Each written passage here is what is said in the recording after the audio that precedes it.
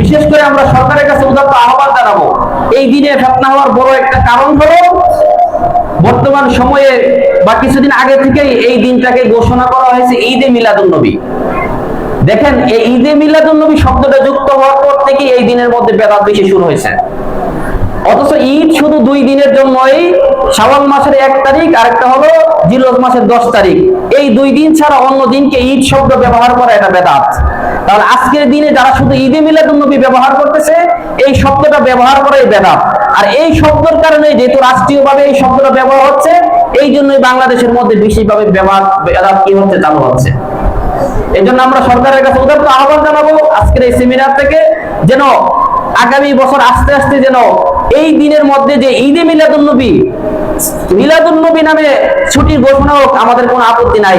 তবে ঈদ শব্দটা সরকারিভাবে কেটে দিতে হবে, ঠিক করে বলেন, তাহলে এই দিনের বেদাতের কাজ কমে যাবে।